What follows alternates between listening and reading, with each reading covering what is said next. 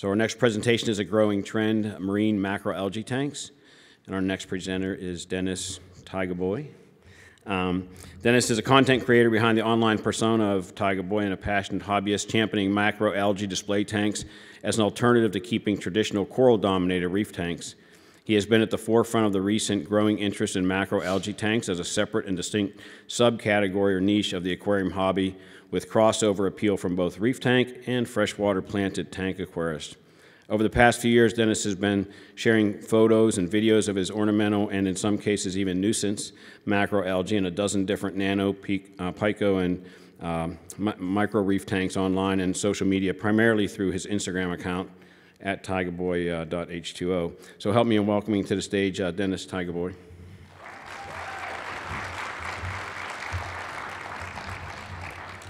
Thank you. Hello. Good morning. Really excited to be here. True privilege and honor to be here. Thank you to MACNA for inviting me.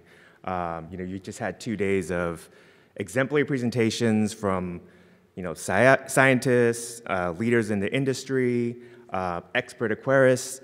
Unfortunately, I'm none of those things, but I am a guy that appreciates macroalgae tanks. Geek out over macroalgae.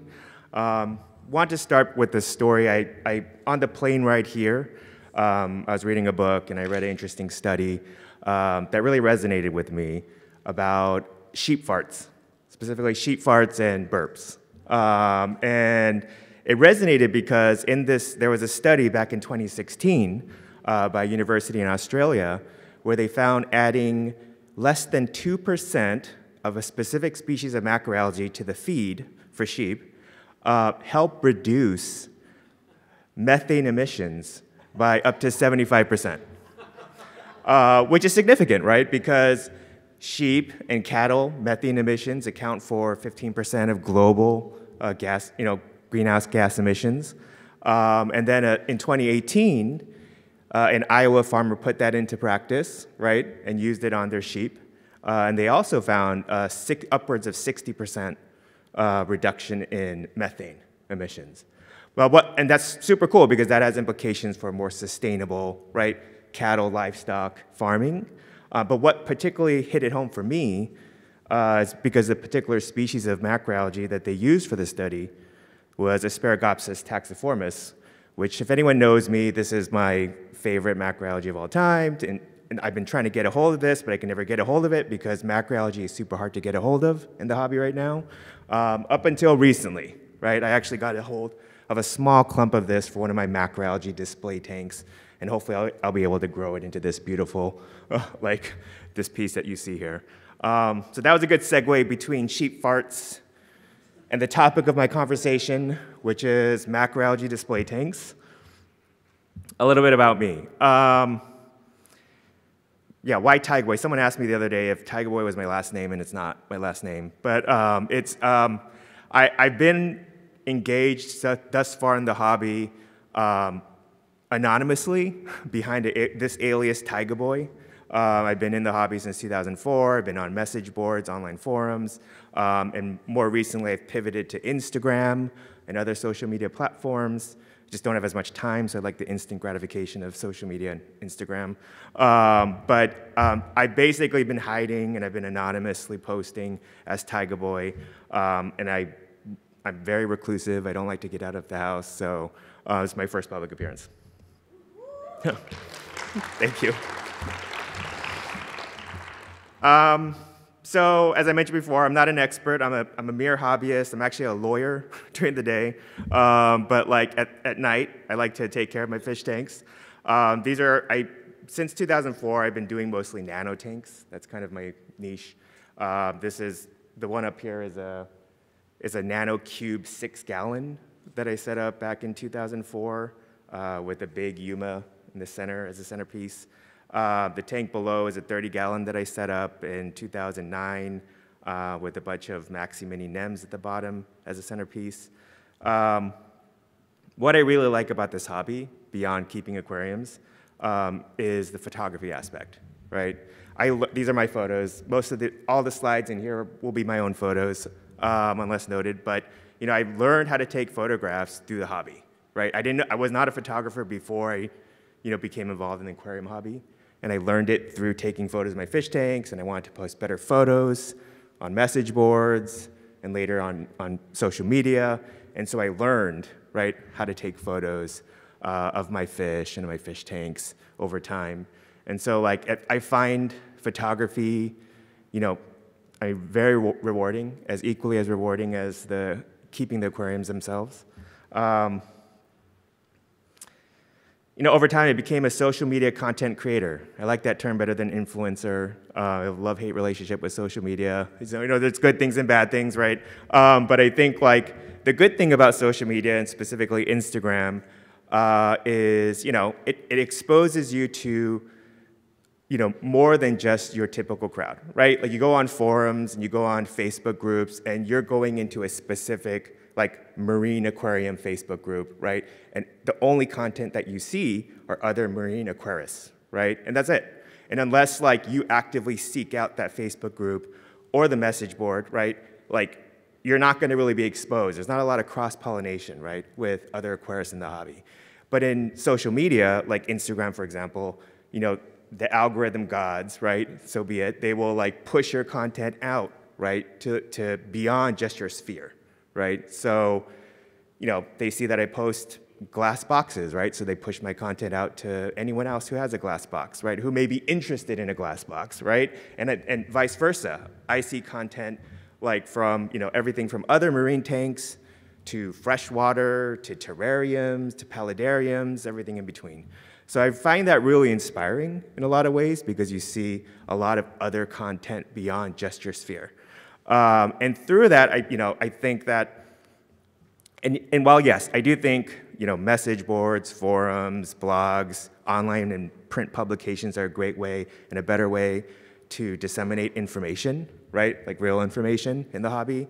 I think the cool thing about social media, Instagram in particular, is that it's a great way to proliferate like ideas, right? Really quickly.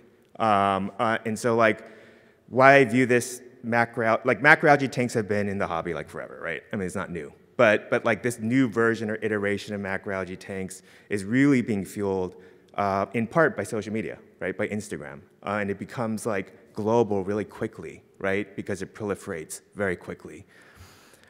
Through my engagement in social media, I've kind of ventured out and I've went back to Reef and nanoreef.com, and I've had the pleasure of being in various print publications and Reef Hobbyists, and recently in Practical Fish Keeping just last month. So I feel really blessed to be able to be in this space right now, and it's really exciting. Actually, I wanted to do a quick poll before I went on. So how many of you have, by show of hands, have intentionally put macroalgae into your system, right? Whether in a refugium, scrubber, okay, so it's most of you, right?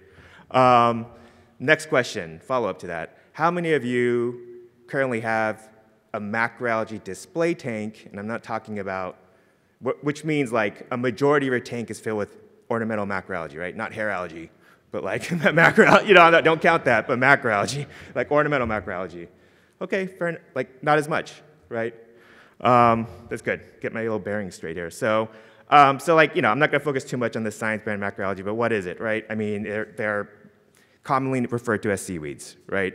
Group of multicellular algae, photosynthetic, divided into 3 major groups, red, green, and brown. There are exceptions, but red macroalgae, you can just, as a rule of thumb, grow at the greatest depths, green in shallower waters, and brown somewhere in between, maybe everywhere. But that's a little helpful in terms of placement in your tank, right? And thinking about light intensity and spectrum. I've seen many different figures on this, but I just landed on these numbers. But they're estimated to be 1,800 brown, 6,000 red, and 1,800 green macroalgae species in the marine environment. These are a couple of photos I took. I'm kind of weird, and when I get macroalgae shipments, I like to take photos of them first, put them into specimen containers, take photos, and then I'll put them in my tank. So these are a couple photos that I took. There's a huge variety of macroalgae, which is why I love it, right? I think they can, in terms of the colors, right, really rival a colorful coral-dominated tank. And these are some photos of my macroalgae, but they come in a variety of shapes, structures, colors, right? They look like things from like out of this world in some cases.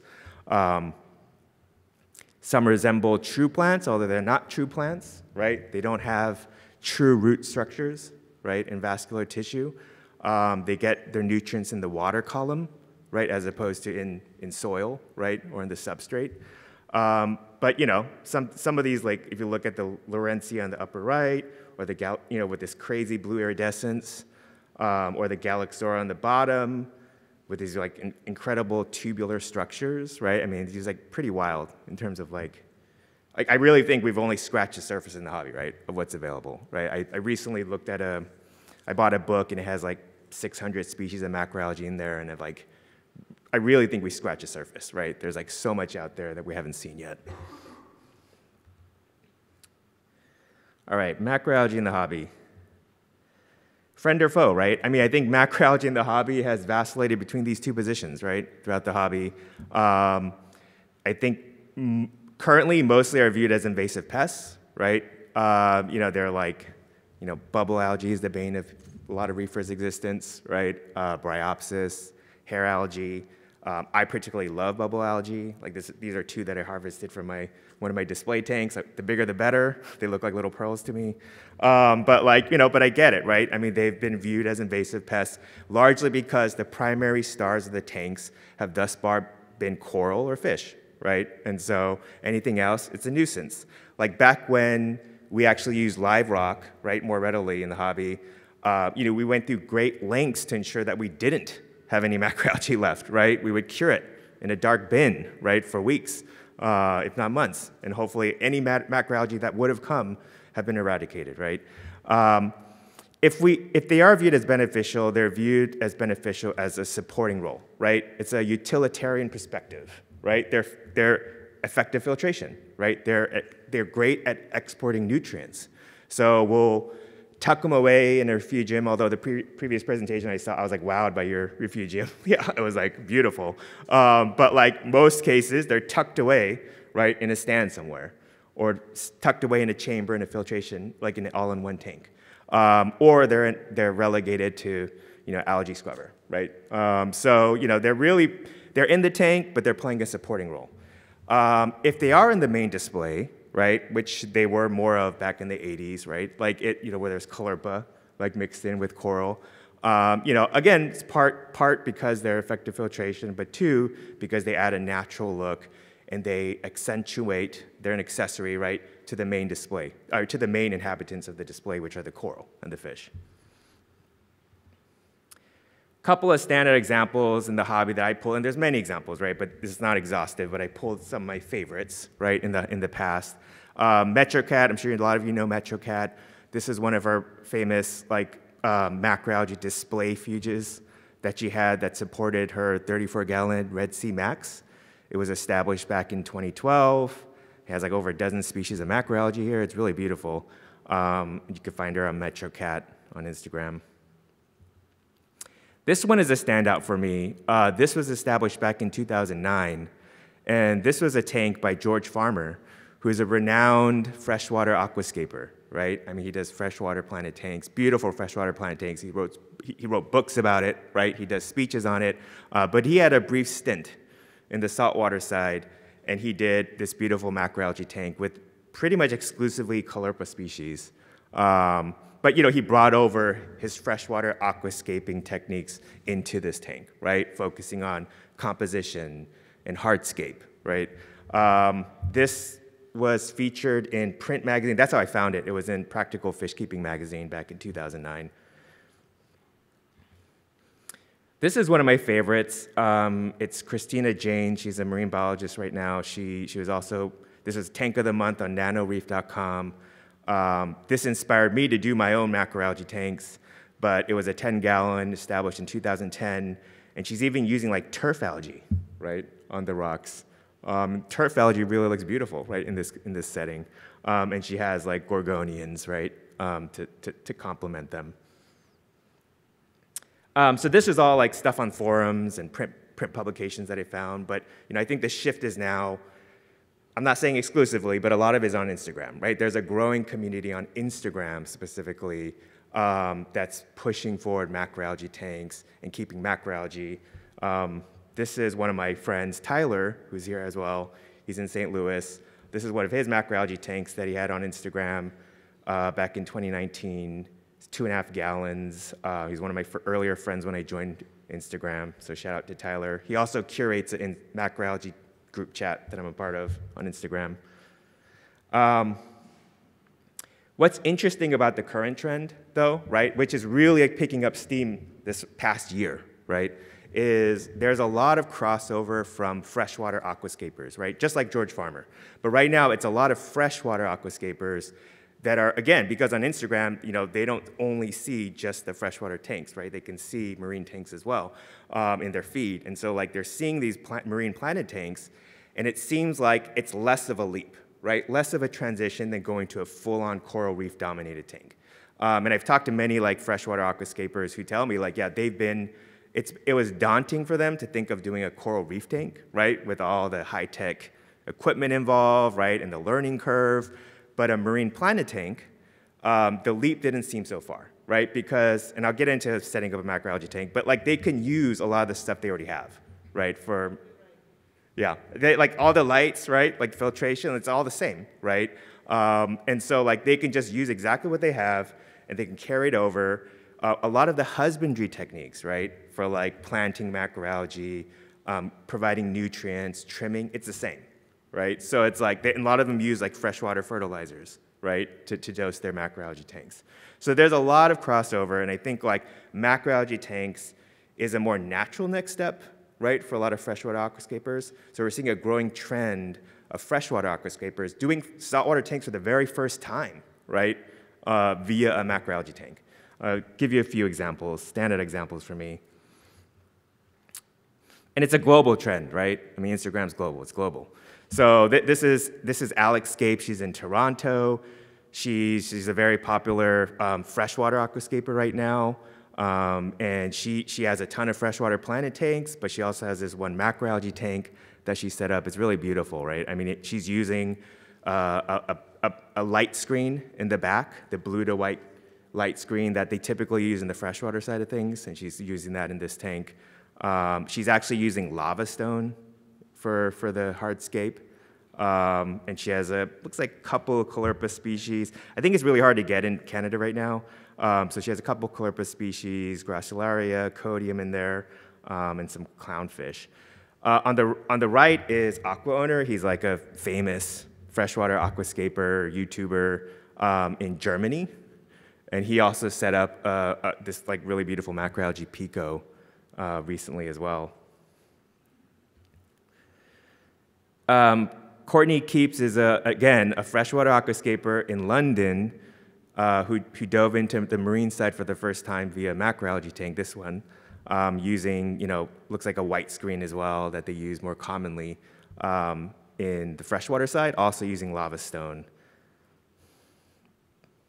Looks like he has, like, various Gracilaria species, Botrytis claudia, the red grape in the middle, Caulerpa prolifera on the right, and some, like, maybe blue hypnea on the bottom.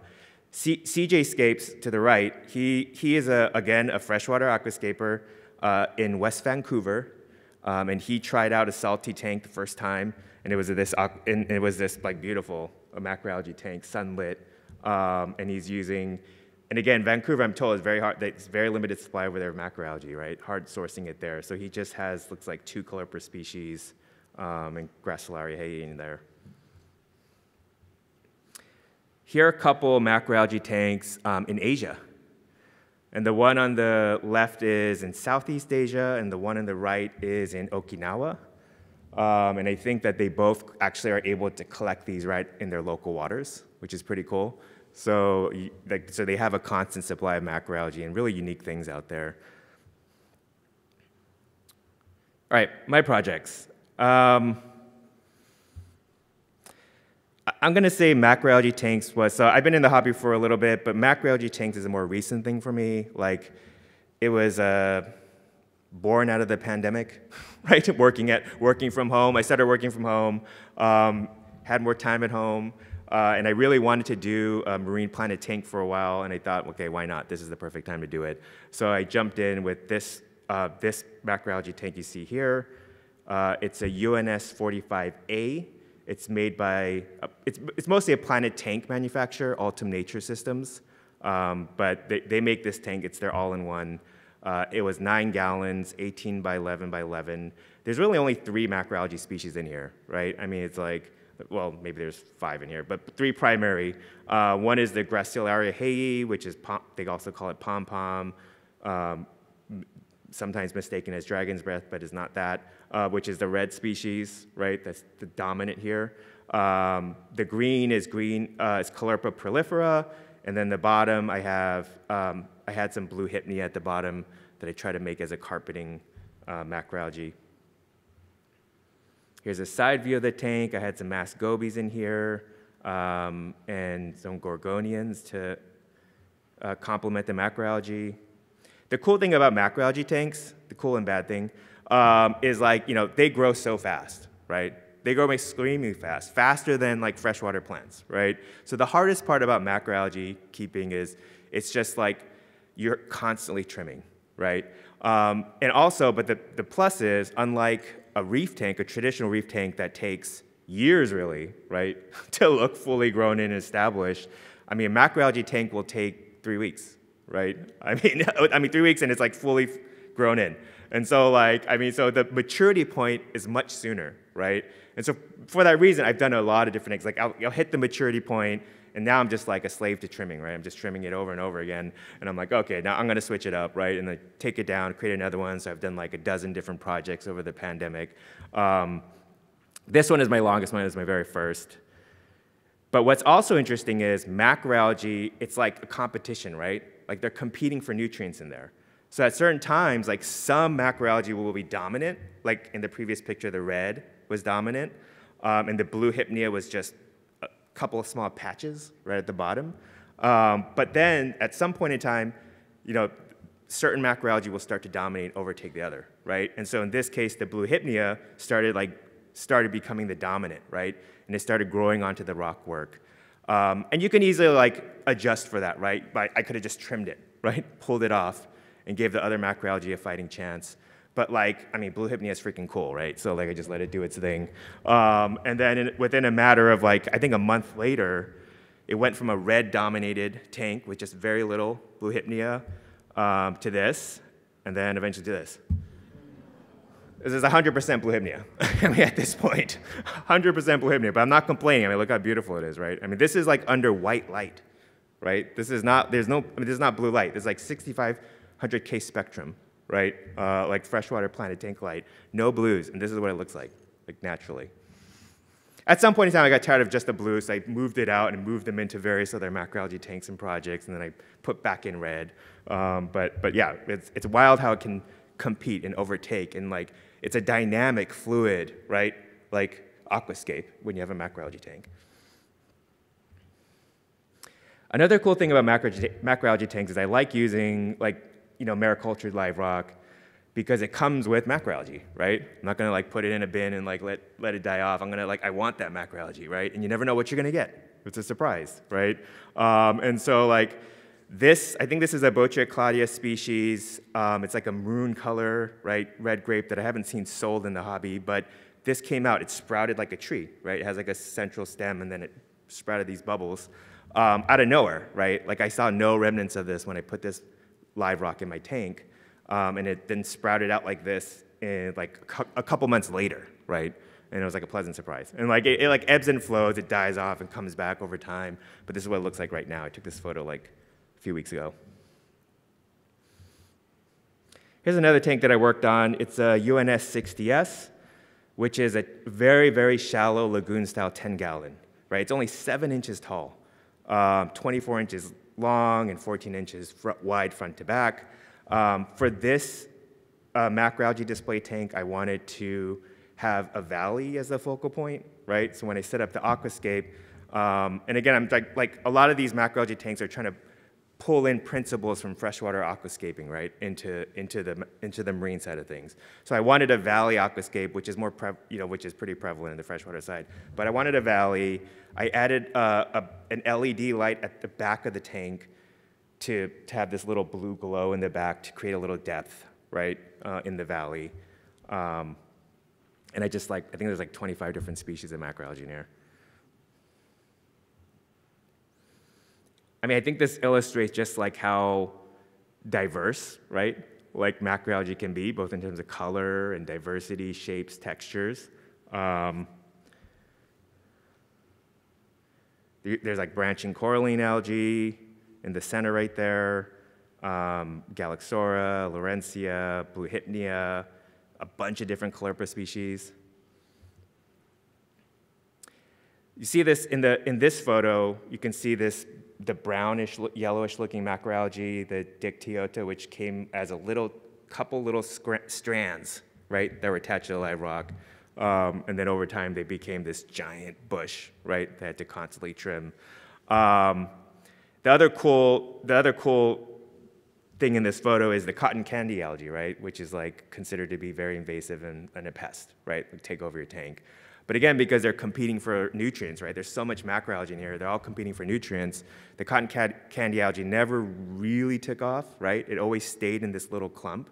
It would grow a little bit slowly, and then I'll just remove some and let it regrow. But it was pretty contained. This is a photo of the Springer's damsel that I had in this fish.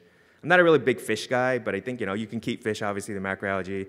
I kept this fish because it was like, I had some flatworms in there, and I thought it would eat it, but it didn't eat it. But, that's how it goes, and you can never catch these things. But at one point in time, I thought keeping macroalgae tanks, you needed fish, right? Like, I wasn't a big fish guy. I was like, maybe I need fish, because I need fish poop, right? And I need the fish poop, and that's like what people tell you, right? Like, yeah, just have fish. Put a lot of fish food in there, overfeed them, right? And then you get nutrients, right? And that's how macroalgae thrives. And I try to do that, add fish to my macroalgae tanks. But I do have a lot of systems without fish, right? And because they're smaller, right? So fish wouldn't be appropriate. But I do find that the macroalgae do better in the fishless systems because I'm dosing. It's more controlled, right? Like I'm dosing to make up, right, for the variable fish poop, right? That's going to be added to the water. And I find those tanks, and I run the nutrients much higher in those tanks because I don't have fish. So I don't have to worry about fish, right? So I'm running in them really high nitrates and phosphates, and surprisingly, there's no nuisance algae in those tanks, right? I mean, it's just the macroalgae is growing super fast, right? But there's no nuisance algae growing there. But the tanks where I have fish, and this is all anecdotal, right? I mean, obviously, right? This is my little universe. But the tanks that I have fish, right, where I keep the nitrates lower, right, and the phosphates lower, and I'm feeding them, I do have more nuisance algae in those tanks that I'm battling, like hair algae, diatoms. So something to look into a little further. This is a UNS 5N that I set up. It's a 4-gallon tank. It's 14 by 9 by 9 inches. I used a feather duster as a centerpiece for this. But this shows you how simple these tanks can be, right? I mean, this is like a fishbowl, essentially, right? It's just a tank. I have a heater. There's a wave maker in there that's hard to see. And then I have this, the white filter is basically just a surface skimmer, right? It just has filter floss in it, that's it. I mean, to polish the water. But that's really all you need, right? I mean, live rock and sand. Another shot of this tank, again, showing the huge diversity of colors you can have. Have some halimeda at the bottom. When you have halimeda, you do have to then be concerned a little bit more about calcium and alkalinity, but nowhere close to what you would be concerned about in a traditional coral reef tank. Again, mermaid's cup just sprouted randomly, another benefit of having maricultured live rock, and also comes and goes over time. This is another tank I set up. I added red mangroves to this one. I wanted the mangroves to be, to have a more prominent place in this aquascape. And I don't recommend having this deep slope, but it just set it up for a little bit. But like, if you look in here, I want to focus on green macroalgae, right? So I had just a variety of green species of macroalgae in here, various color. This is a cool macroalgae that was in this tank. It's this blue scroll. And I'm using common names a lot because macroalgae ID in the hobby right now sucks, right? It's just like really hard to ID macroalgae. Like, there's no like reliable sources, right? Like coral, right? As opposed to coral. There's no reliable sources to get macroalgae ID. I suspect half the IDs that are around the hobby right now are wrong, right? Like the common names for some species refer to 3 different species, right? So like, I just use common names, and if people ask me what it is, I say maybe it's a Bedina, maybe, right? I mean, maybe it could be something else. Like, who knows? And if any of you have a good macroalgae ID book, please let me know. Happily buy it.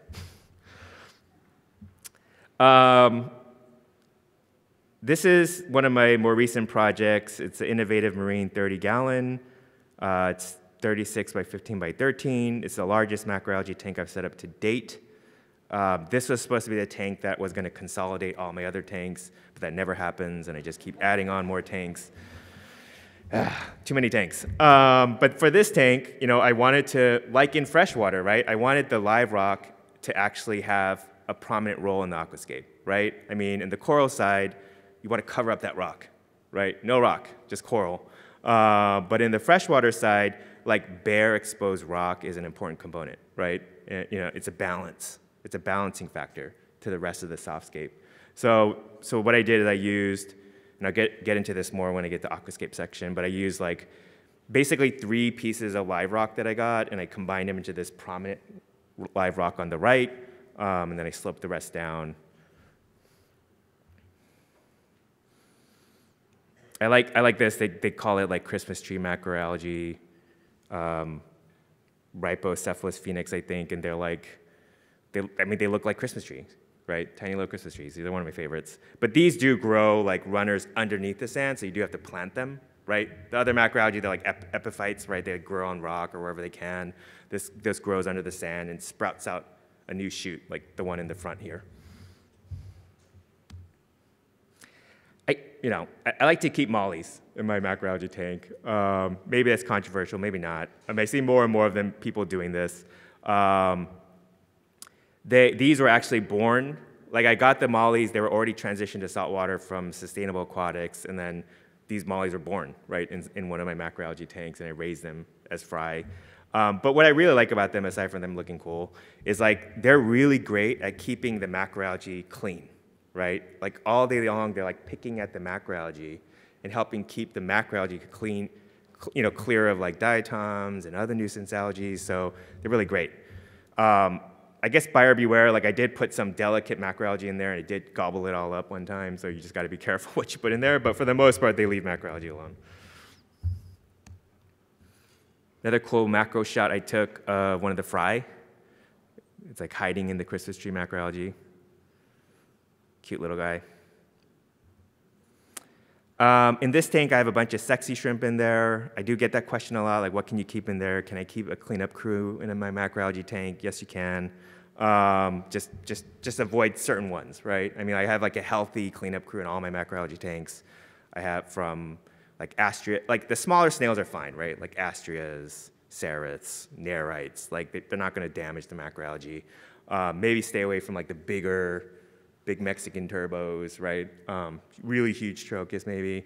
And obviously things like urchins, right? You probably don't want to put an urchin, right, in your macroalgae tank.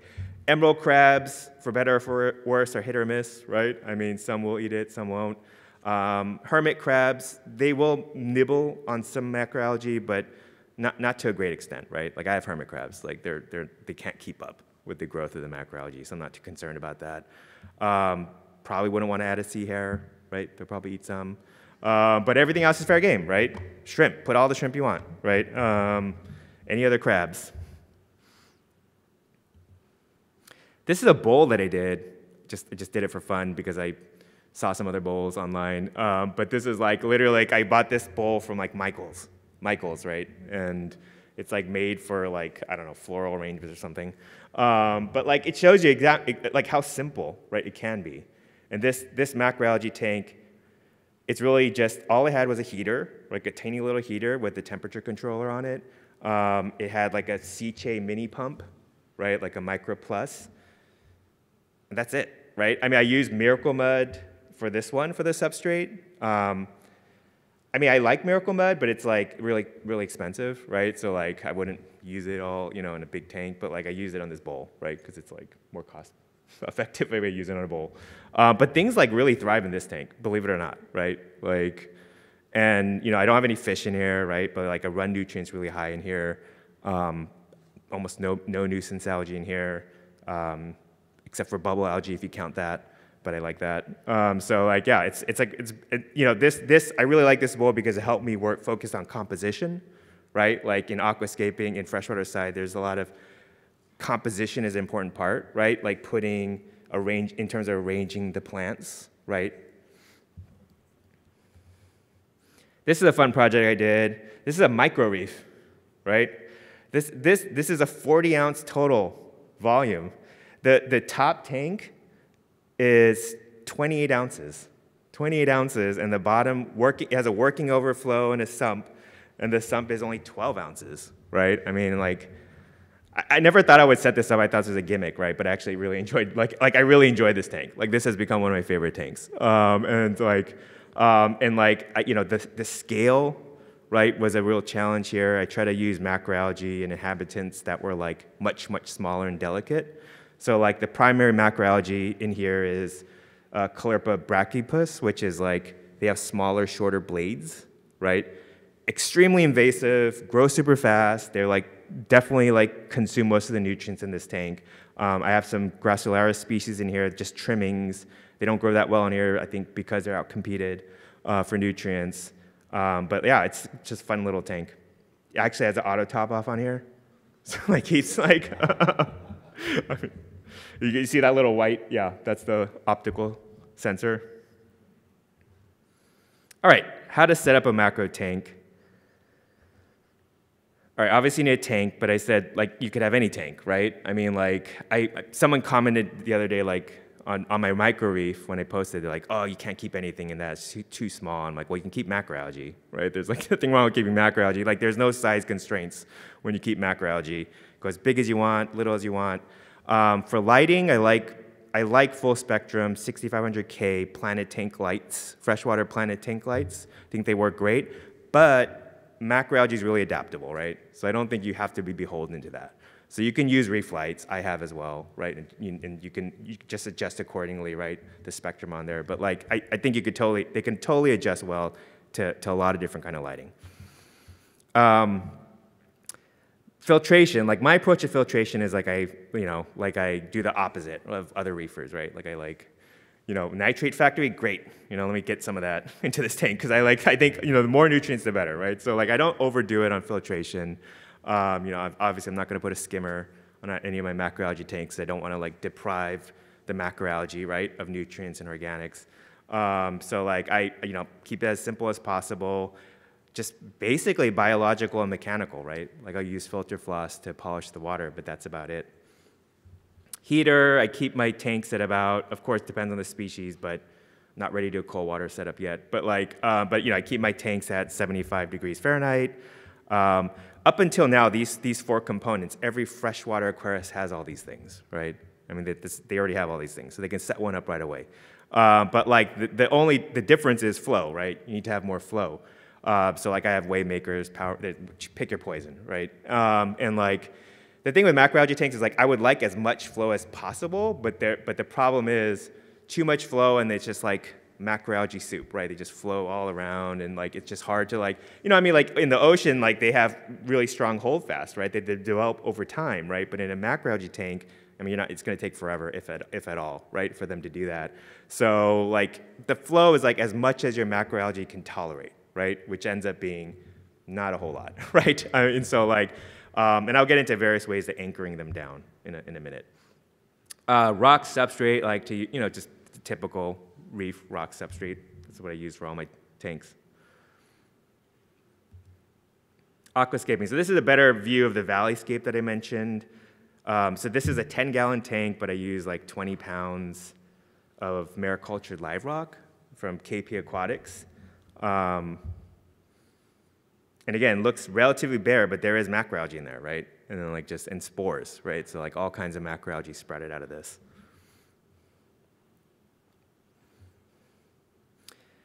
Aquascaping.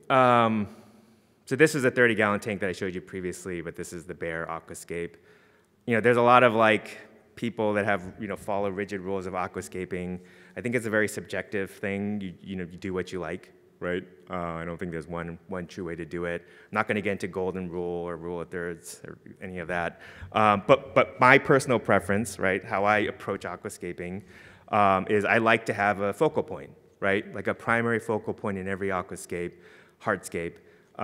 And, you know, usually you do that with like a prominent rock feature, right? And for this one, as I mentioned before, I made a prominent rock, so your eyes go towards that. You know, avoid symmetry, right? I pushed it to the right, your focal point's to the right. I like to do naturally resting placed rock, right? So I don't like to do, and I'm not saying it's bad, there's plenty of awesome like floating aquascapes and arches and bonsai trees and all of that, but I like to do just naturally resting where I don't need to put a lot of glue and things like that, right? So it's just all like sitting naturally, and in my mind that aesthetically looks more natural to me. I keep a decent amount of negative space. It's probably gonna be all gobbled up by macroalgae anyway, but like you wanna have some negative space. I think it's a little appealing.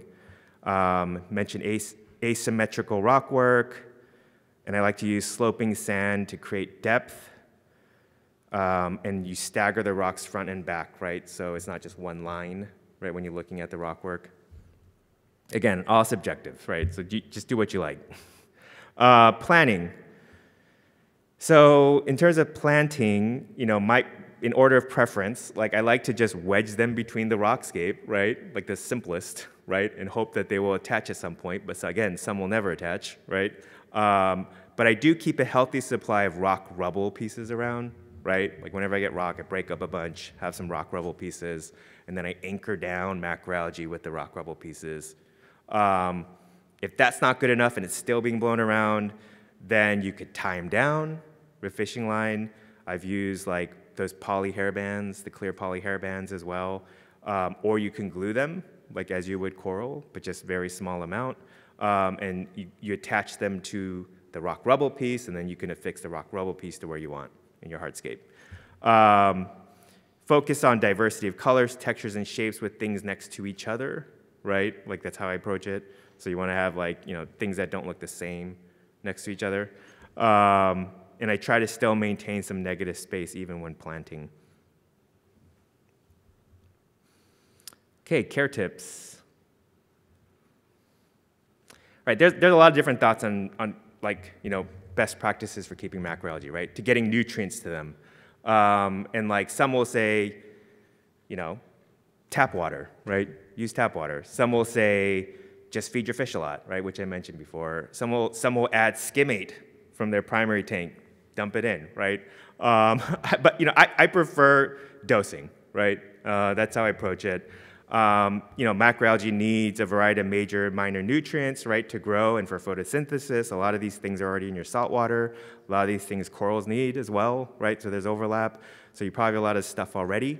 But my dosing regimen includes dosing Brightwell Aquatics Cheeto Grow, which has like 13 of these elements in there. It's a broad spectrum fertilizer for macroalgae. You know, doesn't have nitrogen and phosphorus, which are needed, right? I think nitrogen especially is important. So like I dose separately nitrates, neonitro for that purpose. When I'm keeping fish, I try to keep it at like, you know, 10 to 20, right? That's kind of the general rule. My other systems though that don't have fish, like this is like grow out that I scrapped together because I just had so much trimmings. I just like put a 10-gallon tank, I just threw them all in there. And so like these tanks that I have, they're running at like 50, 60, 70 like parts per million. And like they really thrive in that environment, right? And again, I don't have a ton of nuisance algae, right, in these tanks without the fish and running them high nutrients, but I'm controlling the dosing, right? You know, and dosing, another word on dosing is like, it's not, you know, don't try to get precise because like the consumption varies a great deal, right? I mean, when you have a lot of macroalgae, it's gonna take more, you trim it all up and then it drops, right? And so it's like, it's hard to stick to just one, right? And think, oh, it's always gonna be that way. So I'm like, so I test, right? I see, okay, like, I think I'm doing fine. I test, like, oh no, nitrates are 0, right? And I thought it was going to be, and they're previously at 40, and so then I have to up the dose, right? Or sometimes I dose, and I up the dose, and then I trim, and then I have to readjust it down, right? And so there's a lot of adjusting, but bottom line, you're never going to get it right, and it's okay. As long as you see growth, right? As long as you see growth and things are not like withering away, that's a good sign, right? that you're doing okay. Neophos, phosphorus is also important. Not as important as nitrogen, but like dosing phosphates is helpful too. But a lot of times, fish food and things like that, there's enough, right? And so some tanks I just test. Some tanks there's plenty, I don't worry about it. Some tanks, again, fishless, I do worry about it, and I dose that as well. And it ranges, right? I mean, like 0.1 to 0.2 is ideal-ish. More is okay. And just like any reef tank, you dose the rest, right? Calc, alk, magnesium, right? I still do weekly water changes. I actually still do weekly water changes, 20, 30%. I like doing water changes, and I think it does replenish anything that I'm not dosing, right, back into the system. All right, trimming. Trimming is the most labor-intensive part of having a macroalgae tank, right? I mean, in some ways it's easier, right? Macroalgae is more forgiving than coral, right? You don't have to like watch the parameters as closely. You don't have to have as much equipment, but like trimming is like a full-time job, right? At times, right? Especially when you have a lot of tanks. So like if you don't trim, it's just going to get overgrown and crazy, and like and sometimes when and there will be some natural die-off, right, if they get overgrown as well. And then, your balance of nutrient dosing is going to be all off as well, right? So, like, I try to trim every few days, ideally. Like, sometimes every day I'm, like, in some tank pulling out macroalgae to try to keep things stable. But at least a big trim weekly, right? Otherwise, it's going to get out of control. You trim the old growth first, right? That seems obvious, but trim the old stuff first, right? Because the old stuff can die, right, over time as they mature. So you trim the old stuff first, and it promotes new growth. It's all anecdotal, but I think it helps reduce the macroalgae going sexual, or the reproductive event where they release gametes and spores into the water en masse. A little note about that. I think this is like macroalgae going sexual is probably the most like feared part by other reefers, when keeping macroalgae. Like I'll show like a macroalgae tank on Instagram, and someone will be like, oh, be careful, like chloropla's gonna go sexual, right? Like you should worry, right? And like, so I mean, I get it, like that's a common like fear, but I think it's manageable, right? I think it's manageable. I think like, if you keep nutrients up, appropriate lighting, decent flow, like you minimize it, right? Minimize the chance, but it's gonna happen, right? It's like, it happens to me, right? It's gonna happen inevitably. But I think if you act quickly, you're not gonna have much negative effects at all, right? I mean, the negative effects being like, all the nutrients that it took in, it's just gonna release, right? When it goes sexual back into the water, causing a nutrient spike, right? And releasing any contaminants that it took in, and affects pH, right? That's all the bad stuff. But like, if you act quickly, the steps that I do is just, you remove all the dead tissue, you do as big of a water change as you can, and then you run carbon for as long, like 24 hours or 48 hours, and I haven't had any ill effects. Although I don't keep coral, so maybe I should like caveat that, so move quickly, and I think like, you can minimize the ill effects. All right, sourcing macroalgae. It's pretty difficult right now to source macroalgae, I will say. And I think that's probably the biggest barrier in expanding this niche, right, of the hobby. I get questions all the time from people in other countries, like, in Europe and even in Australia. They have tons of macroalgae in Australia, but they're like, I just can't find any macroalgae for sale, right, at a retailer. So macroalgae is like definitely not easy to come by. I think that could be it, and I'm not in the industry, like I don't know, right, all the legal and logistical hurdles to doing so. But barring that, I suspect maybe it's an issue of demand, right? There's just not enough demand for it. So, like there's a demand for coral, right? There's obviously demand for fish, right? So like there's like practices in place. There's incentive, right, to figure it out. But for macroalgae, I don't think that's quite the case. Not there, at least. But the places I go to, like, Gulf Coast ecosystems have been around for a long time, reef cleaners as well. Like, I get macroalgae from them. They're in Florida. But, stocking is hit or miss, right? I mean, like, typically they're out of stock, like majority of the stuff, right? So it's really hard to come by. I recently started buying from Sea Savvy. Alyssa was just awarded Aquarist of the Year. But I really like her website, and she always seems to have macroalgae in stock, right? So like, it's a great source to go to. eBay's hit or miss, right? I mean, I found some cool stuff in eBay, right? Whether you're gonna actually end up getting what you saw in the photo, that's 50-50, right? But I mean, but the few times that I did end up getting what I saw, I mean, I was like, it's pretty good, right? So some of the rare stuff that I have is actually from eBay. But like the rarest stuff that I have is trading with fellow hobbyists, right? I mean, that's really the way. So like, I've met a lot of hobbyists who keep macroalgae, and I've traded with them, and that's really how I've collected like the most rare stuff that I have. I think that's about it. Yeah, that's all the time I have. Thanks. I'll be outside if you have questions. Thank you. Really appreciate it.